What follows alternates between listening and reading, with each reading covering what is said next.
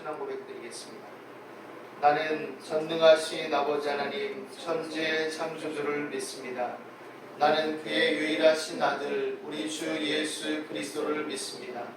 그는 성령으로 잉태되어 동정녀 마리아에게서 나시고 본디오 빌라도에게 고난을 받아 십자가에 못 박혀 죽으시고 장사된 지 사흘 만에 죽은 자 가운데서 다시 살아나셨으며 하늘에 오르시어 전능하신 아버지 하나님 우편에 앉아 계시다가 거기로부터 살아있는 자와 죽은 자를 심판하러 오십니다.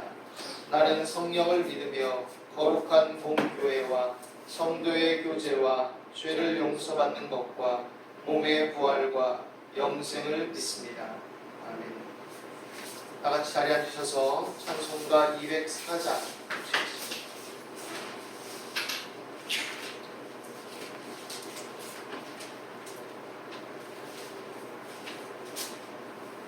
204장입니다. 주의 말씀 듣고서 준행하는 자는 반석 위에 터닫고 집을 지은 같아 비가 오고 물나며 바람 부딪혀도 반석 위에 세운 집 무너지지 않네. 잘 짓고 잘 짓세 우리 집 잘 짓세 만세 반석 위에다 우리 집 잘 짓세.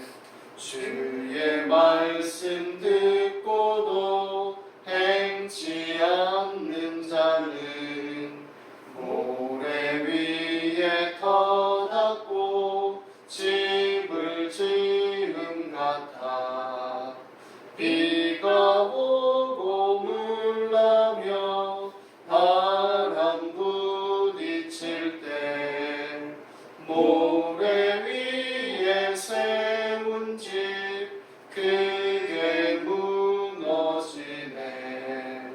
잘 짓고 잘 짓세 우리 집 잘 짓세 만세 반석 위에다 우리 집 잘 짓세. 세상 모든 사람들 집을 짓는 자니 반석 위가 아니면 모래 위에 짓네. 우리 구주 오셔서 지은 산을 줄 때 세운 공로 따라서 영영 상벌 주리.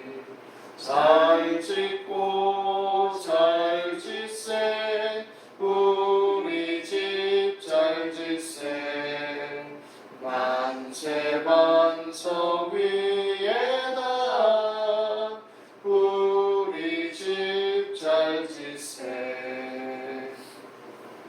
기도하겠습니다. 우리의 반석이 되신 예수 그리스도의 이름을 찬양합니다. 하나님, 오늘도 우리가 주 안에서 그리스도 예수 안에 있는 대속의 은혜와 우리 삶의 힘과 위로를 따라 하나님을 예배하며 찬양하며 기도하며 주의 말씀을 상고할 수 있도록 인도하여 주시니 감사합니다. 우리 모든 생활과 삶에 지치고 고단한 몸과 마음들을 위로하시고 치료하시고 힘을 더하여 주시며 회개에 합당한 믿음으로서 더욱더 힘을 내서 주의 기뻐하심을 따라 열매 맺으며 그리스도의 사랑에 장성한 분량에 이룰 수 있도록 저희들의 마음과 생각을 붙들어 주시옵소서. 지난 시간들과 세월 속에 하나님의 뜻에 부합되지 못한 모든 것들이 하나님의 은혜를 힘입어서 점점 개선되고 발전되어질 수 있게 도와주시고 성령의 열매를 맺는 믿음의 삶으로서 더욱 전진해 나갈 수 있도록 인도하여 주시옵소서. 고단하고 필요한 세상의 여러 가지 삶과 일들 속에 우리 마음이 흔들리지 않게 하시고 빼앗기지 않게 도와주시고 뒤로 물러가지 않게 도와주시며 회피하지 않도록 도와주시옵소서.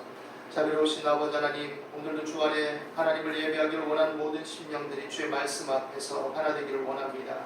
주의 말씀으로 우리 영혼을 소송케 하시고 우리의 생각과 감정과 행동과 이성을 다스려 주시옵소서. 오늘 주를 예배하는 가운데 성령께서 교통하시고 각 자리에서 주어진 삶을 성실하게 감당해 나가며 이를 위해서 기도하며 하나님의 도움을 구할 때 나라 민족과 이 사회 속에서 주어진 자리에서 하나님의 기뻐하심을 따라 좋은 역할을 감당하며 또 열매 맺으며 사랑과 친절을 잃지 않게 도와주시옵소서. 삶의 어려움들을 돌보아 주시사 지혜를 주시고 낭비를 막아주시고 굽는 손길을 베푸시며 굽는 손길이 되게 도와주시고 길을 열어주시며 합력하여 선을 이루게 하여 주시옵소서. 오늘도 우리 모든 기도와 간구를 들으시고 응답하시고 인도해 주심을 믿습니다. 감사와 찬송을 드리며 예수 그리스도 이름으로 기도드리옵나이다. 아멘. 하나님 말씀 보시겠습니다. 베드로후서 1장 1절로 11절입니다. 신약성경 384페이지입니다. 베드로후서 1장 1절에서 11절 말씀.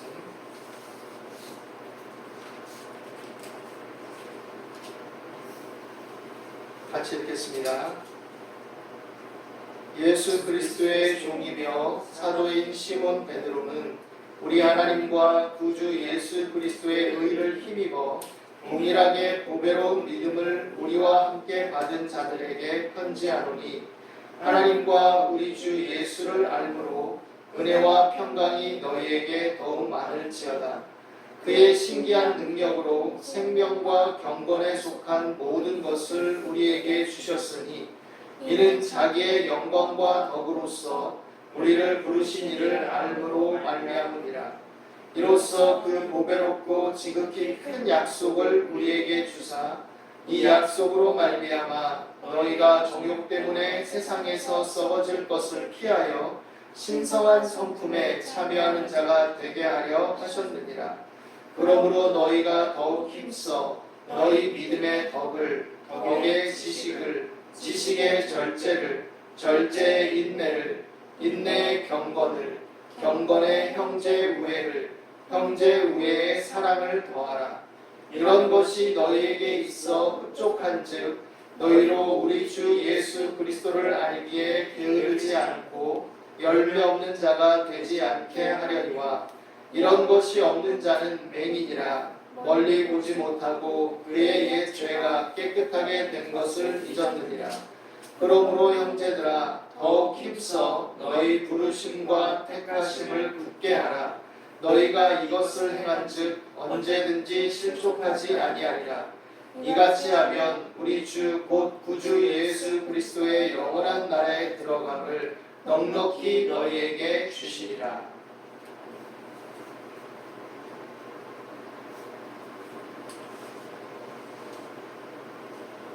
베드로는 우리가 가진 믿음을 보배로운 믿음이라고 얘기합니다. 보배로운 믿음.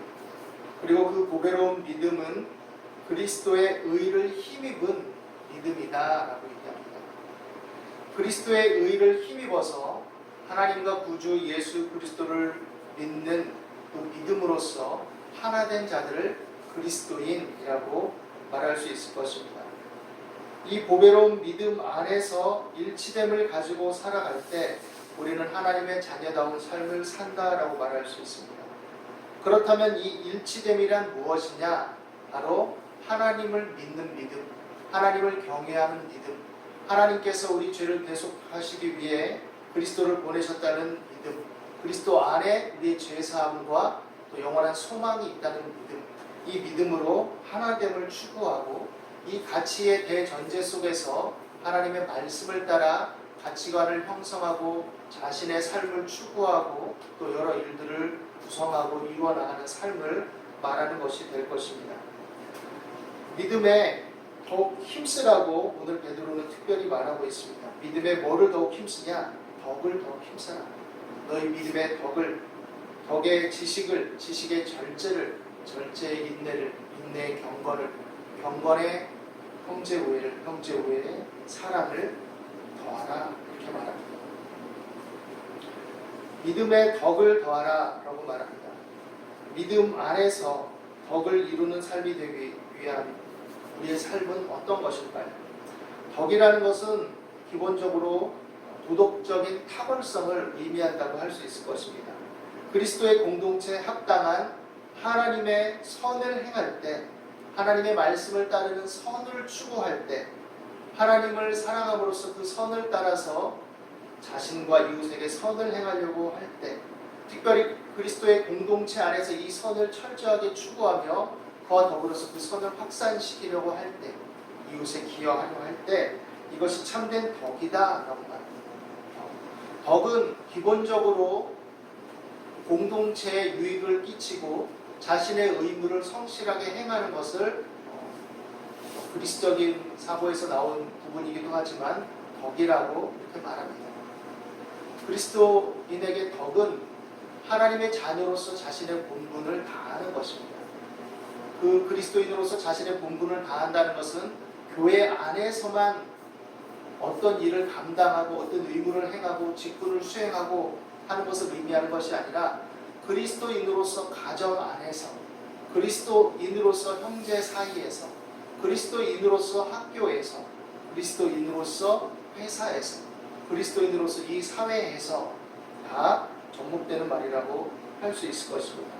그래서 공동체의 유익을 최선을 다해 구하며 그리스도의 덕을, 선을 행하는 것을 믿음의 덕을 행하는, 또 믿음의 덕을 더하는 그런 힘쓰는 삶이 된다라고 말할 수 있을 것입니다. 덕의 지식을 더하라라고 말합니다. 덕의 지식은 기본적으로 뭔가 많이 알고 있다라는 것만을 의미하지는 않습니다. 많이 알아야겠지만 여기서 말하는 지식의 근본적이고 본질적인 특징은 뭐냐? 지혜와 분별력입니다. 우리가 가진 믿음은 무분별한 믿음이 아니기 때문에 기본적으로는 지식을 갖고 있는 믿음입니다. 하나님을 아는 지식, 하나님의 구원에 대한 지식, 이에 대한 믿음을 기반으로 해서 덕을, 그리고 이 덕의 지식을 더하라고 말합니다. 지혜와 분별력을 가지고 하나님의 선에 합당한, 하나님의 기뻐하심을 따라 살아가는 삶을 추구하는 것, 이것을 말하는 것이죠. 그래서 이 지식은 단순히 머리에 축적된 지식만을 의미하는 것이 아니라 실제적인 삶에 적용하고 그것을 힘써 헤쳐나감으로써 또한 관념화된 지식이 아닌 실제적인 삶에 적용되는 지식, 그 삶의 현장과 현실 속에서 하나님의 뜻을 실현하고 하나님의 뜻에 합당한 열매를 맺는 그런 지혜, 있고 분별력 있는 삶으로 연결되는 지식이라고 말할 수 있을 것입니다. 그리고 이런 지식을 또한 추구하는 가운데 절제하라고 말합니다. 절제. 믿음의 덕의 지식의 절제는 욕망을 거스르는 것입니다. 욕망을 거스르고 다스리는 것입니다. 욕망이라는 것은 사람에게 있는 일종의 특성입니다. 육신의 본성이라고 말할 수 있을 것입니다.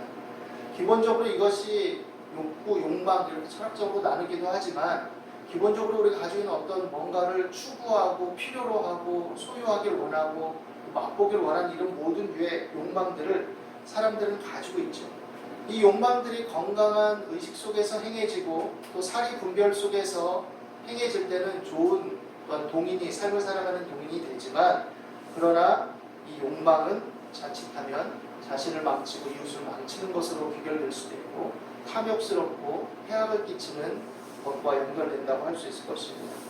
그래서 이 절제는 욕망을 거스르고 다스리는 것을 의미한다라고 말할 수 있습니다. 믿음의 덕은 덕의 지식의 절제를이라고 말하고 있는 것이죠.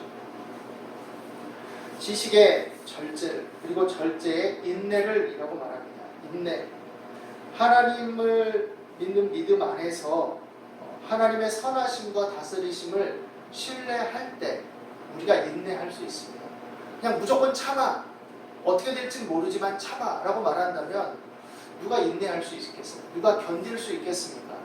그러나 하나님은 우리에게 그렇게 말씀하시는 것이 아니라 하나님의 선하심을 믿으라, 하나님의 다스리심을 믿어라, 우주와 역사의 주관자 되시고 섭리하시고 다스리시고 인도하신 하나님을 신뢰하라 라고 말합니다.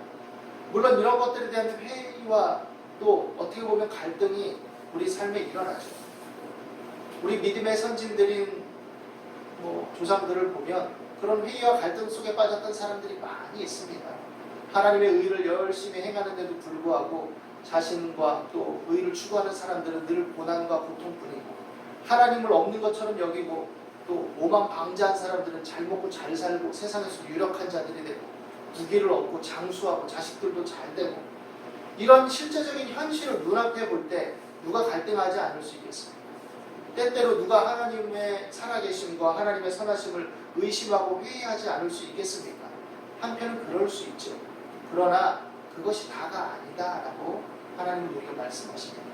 믿음의 선진들 또한 그것들을 극복하고 이겨나감으로써 그것이 다가 아니었다라고 우리에게 선한 증언으로서 말하고 있습니다. 그렇기 때문에 하나님의 선하심, 하나님의 신실하심, 하나님의 다스리심을 신뢰하는 자만이 끝까지 인내할 수 있는 것입니다. 예수 그리스도의 십자가를 통해 우리는 이 교훈을 받을 수 있고, 십자가의 역사하심과 그 은혜를 통해 우리는 이 인내의 힘을 얻을 수가 있는 것이고, 또 그리스도 예수 안에 있는 보혜사 성령님의 교통하심과 힘주심과 함께하심 안에서 우리는 이 인내의 힘을 얻을 수 있게 될 것입니다. 인내의 경건을이라고 말합니다. 경건은 기본적으로 관계적인 겁니다.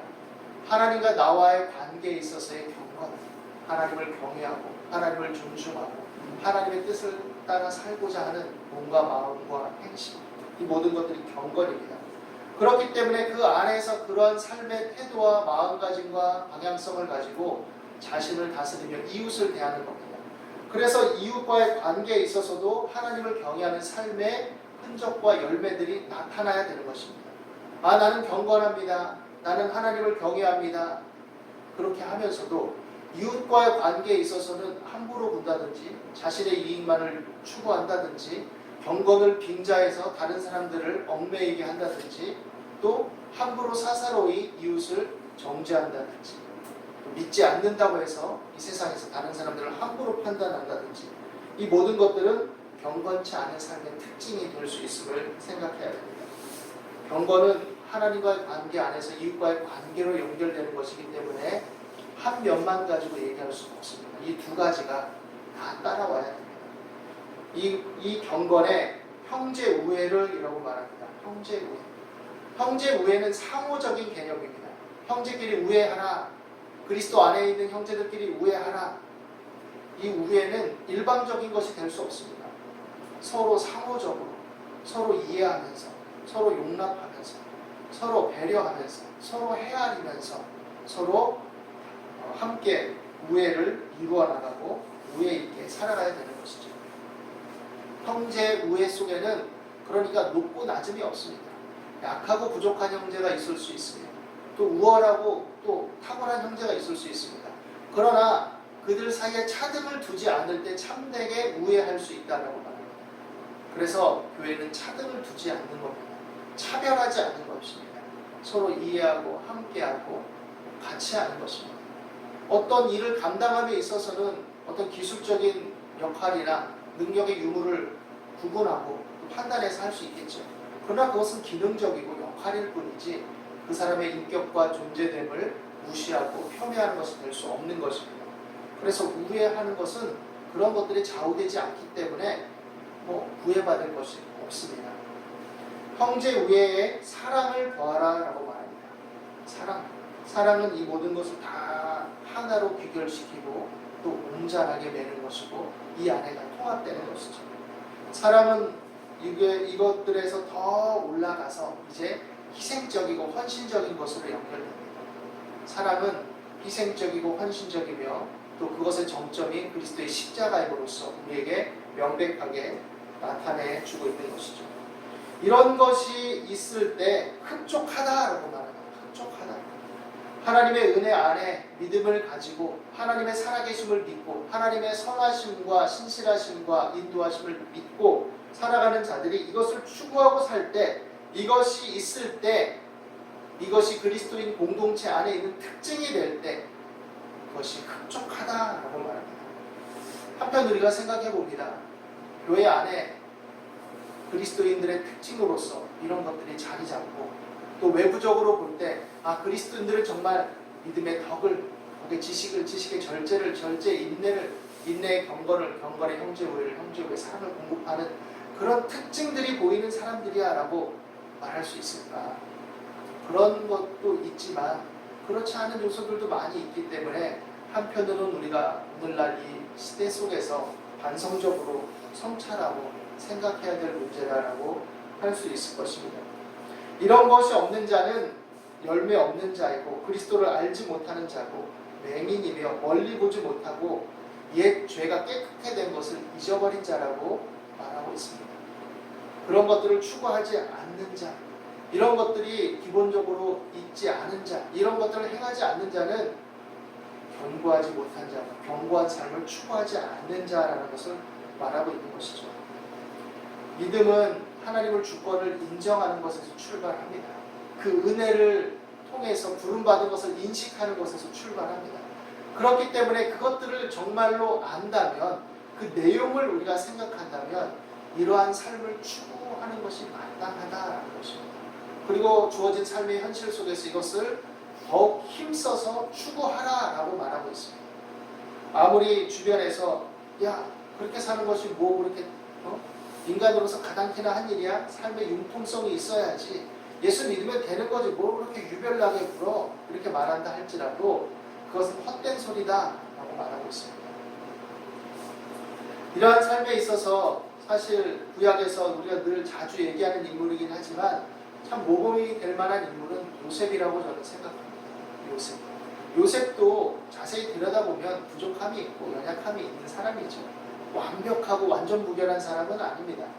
그럼에도 불구하고 요셉은 이러한 삶을 추구했고 이러한 삶으로서 연결된다고 말할 만한 사람이다라고 말할 수 있습니다.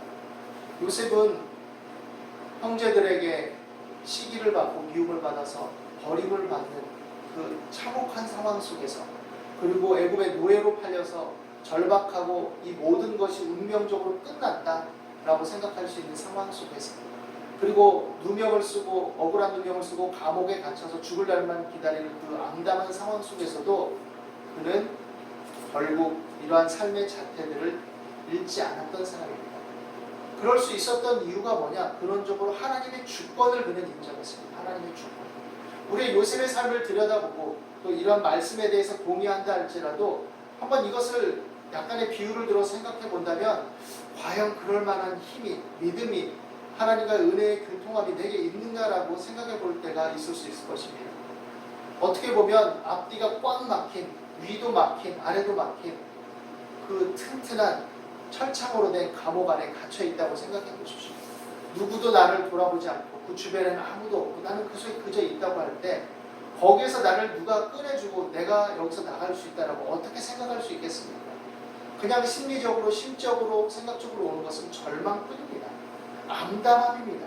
외쳐도 반향이 없고 내가 뭔가를 할 수 있는 힘도 저항의 능력도 없는 그런 상황. 그런데 그 속에서 요셉은 나를 구원하시는 하나님, 나의 인생을 책임지시는 하나님, 나를 이끄시는 하나님을 신뢰했던 것이죠.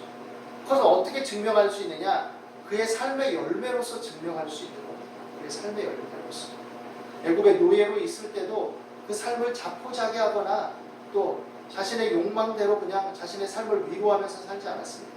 어차피 애굽에 이렇게 팔려와서 이렇게 된 거, 형들에게 배신당하고 하나님이 내게 주셨던 이 꿈도 전혀 실현 불가능한 이런 상황으로 내가 곤두박질 쳤는데 내가 이렇게 사는 게 무슨 소용이 있어?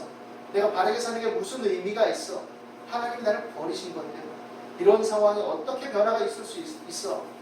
하면서 적당하게 살 수 있었을 것입니다. 또 성실하게 살아서 눈에 잘 들어가지고 뭔가 위치를 획득하려고 했었다라고 우리가 가정한다 할지라도 그 장관의 아내가 그를 유혹하면서 그와 함께하고자 했을 때 어떻게 보면 적당히 눈에도 들고 적당히 그 마음에도 들고 적당히 그 마음을 이용도 하고 이럴 요량으로 또 자신의 욕망을 추구하는 그런 생각 속에서 적당히 쾌락적인 삶, 욕망적인 삶을 타협할 수도 있고 또 세상의 잔꾀를 부릴 수도 있었겠죠. 그런데 요셉은 내가 하나님과 어떻게 또 나에게 모든 것을 신뢰하고 맡겨준 주인에게 배반하고 배신할 수 있습니까? 하나님이 나를 보고 계신데 어떻게 악을 행할 수 있습니까? 보디발 장관이 나에게 이렇게 신뢰하고 모든 것을 맡겨줬는데 어떻게 그 신뢰를 위반할 수 있습니까? 이렇게 말하는 것을 보죠. 보디발 장관이 믿는 사람이었습니까? 아니에요. 애국 사람입니다. 그럼에도 불구하고 기본적인 삶의 자태가 하나님과의 관계성 속에서 모든 만남의 관계까지 다 연결돼서 나타나는 것이 요셉의 삶이었습니다. 그렇다고 그가 믿음을 타협했습니까? 그렇지 않았습니다. 그럼에도 불구하고 그는 하나님의 뜻과 하나님의 사랑과 하나님의 은혜를 올바르게 인식하고 모든 관계성 속에 적용했던 사람이죠. 그래서 하나님 앞에 죄를 지을 수 없다. 나를 믿고 맡겨준 이 보디발 장관의 그 신뢰를 나는 접어들 수 없다. 그렇게 행하는 것은 악이다.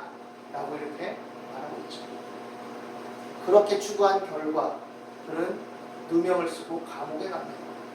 감옥에 있을 때 그는 이제 죽을 날만 기다릴 신세죠. 그러나 그럼에도 불구하고 그는 하나님의 주권을 신뢰합니다. 하나님을 끝까지 신뢰한 거예요. 하나님의 주권과 다스리심을 믿은 겁니다. 천지 만물을 창조하신 하나님, 인간의 생사화복을 주관하시고 다스리시는 하나님, 역사의 주관자 되시는 하나님. 내 힘으로 할 수 있는 건 없고 앞길이 꽉꽉 막혀있고 진퇴양난인 것 같고 나는 무능하고 아무것도 할 수 있는 권한이 없다 할지라도 하나님이 하시면 하실 수 있다라는 믿음이 있었던 것이죠. 그래서 누구에게나 친절히 대하고 사람들의 안색을 살피면서 그들의 마음을 헤아려주고 또 돕고 그럽니다.